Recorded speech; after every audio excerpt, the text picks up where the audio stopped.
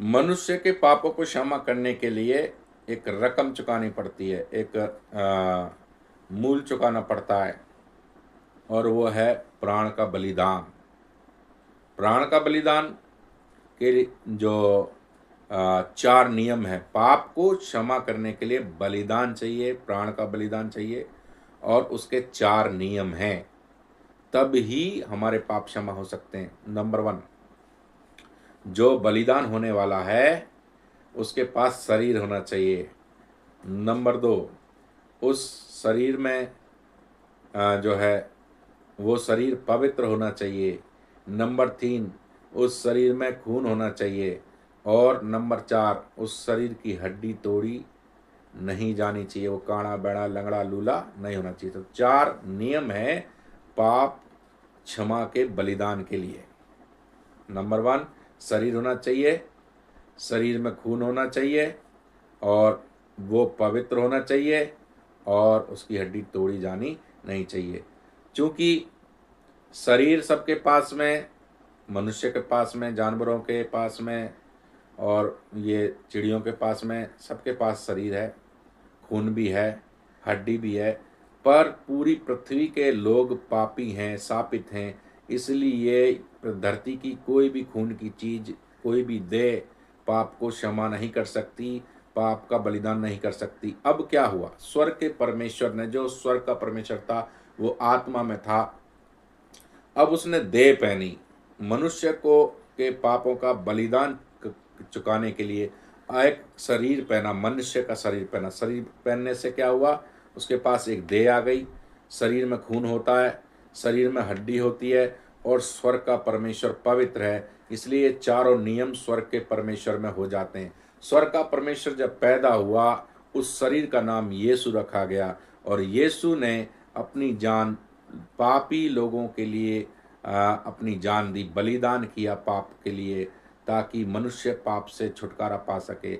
यीशु मसीह मारा गया, और उसका मरना भी जरूरी है। यीशु मसीह मारा गया, इसीलिए गाड़ा गया, और मृतकों में से तीसरे दिन जी उठा। तो उद्धार धरती के किसी भी पुरुष और जानवरों के द्वारा नहीं है, यीशु मसीह के द्वारा पापों का बलिदान हुआ है। यीशु मसीह ने पापों का मूल चुकाया है, उसी के द्वारा मनुष्य जाति को पास में जो है मुक्ति है पापों की। धन्यवाद। मनुष्य के पापों को क्षमा करने के लिए एक रकम चुकानी पड़ती है, एक मूल चुकाना पड़ता है, और वो है प्राण का बलिदान।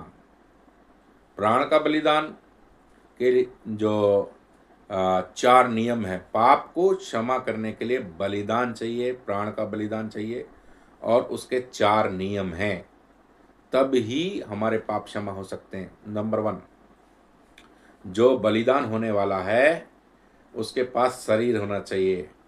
नंबर 2, उस शरीर में जो है वो शरीर पवित्र होना चाहिए। नंबर 3, उस शरीर में खून होना चाहिए। और नंबर 4, उस शरीर की हड्डी तोड़ी नहीं जानी चाहिए, वो काड़ा बैड़ा लंगड़ा लूला नहीं होना चाहिए। तो 4 नियम है पाप क्षमा के बलिदान के लिए। नंबर 1, शरीर होना चाहिए, शरीर में खून होना चाहिए, और वो पवित्र होना चाहिए, और उसकी हड्डी तोड़ी जानी नहीं चाहिए।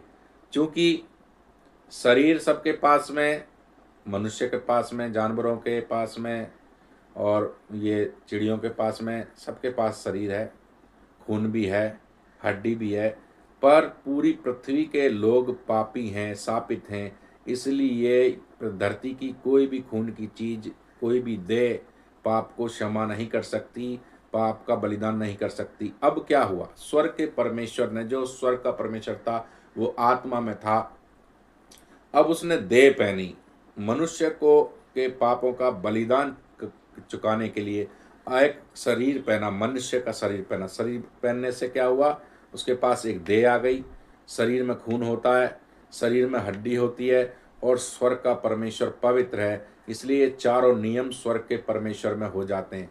स्वर्ग का परमेश्वर जब पैदा हुआ, उस शरीर का नाम यीशु रखा गया, और यीशु ने अपनी जान पापी लोगों के लिए अपनी जान दी, बलिदान किया पाप के लिए, ताकि मनुष्य पाप से छुटकारा पा सके। यीशु मसीह मारा गया और उसका मरना भी जरूरी है। यीशु मसीह मारा गया इसीलिए, गाड़ा गया और मृतकों में से तीसरे दिन जी उठा। तो उद्धार धरती के किसी भी पुरुष और जानवरों के द्वारा नहीं है, यीशु मसीह के द्वारा पापों का बलिदान हुआ है। यीशु मसीह ने पापों का मूल चुकाया है। उसी के द्वारा मनुष्य जाति को पास में जो है मुक्ति है पापों की। धन्यवाद।